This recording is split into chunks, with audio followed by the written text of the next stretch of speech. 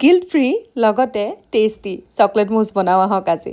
যদিহে মিঠা খাবলৈ মন গৈ থাকে কিন্তু ওজন বাঢ়ি যোৱাৰ ভয়ত খাব নোৱাৰে বা ডায়েবেটিছৰ কাৰণে নোৱাৰে খাবলৈ, এইটো ট্ৰাই কৰি চাব। আপুনি বাৰে বাৰে বনাই খাব, কোনো ধৰণৰ ক্ষতিও নহয় আপোনাৰ, আৰু গৰমত আইচক্ৰীমৰ ঠাইত ট্ৰাই কৰিবও পাৰিব।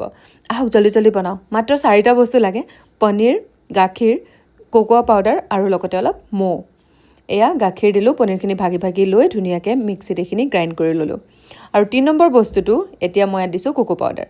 এই চামুচপাত ভৰ্তিকৈ দিছোঁ যিহেতুকে, কমকৈ দিওঁ বোলে 3 চামুচমান হ'ব। লগতে দিছোঁ মৌ। এই মৌটো যে ইমান দিনৰ পৰা ব্যৱহাৰ কৰিছোঁ নহয়, বহুত বেছি ভাল পাইছোঁ। শেষে হ'বলৈ হৈছেহি। মিঠাটো নিজৰ ইচ্ছা, আপুনি চেনিও দি ল'ব পাৰে যদিহে চেনি খায়। আৰু মৌ 3 চামুচমান দিয়াৰ পিছত পুনৰ মিক্স কৰি ল'লোঁ আৰু এয়া ৰেডি।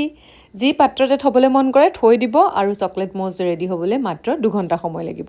মই এই গ্লাছকেইটাতে ধুনীয়াকৈ ভৰাই ল'লোঁ। এতিয়া এইখিনি 2 ঘণ্টাৰ কাৰণে ফ্ৰিজত ৰাখি দিম। জুতি ল'ব পৰা হৈ গ'ল।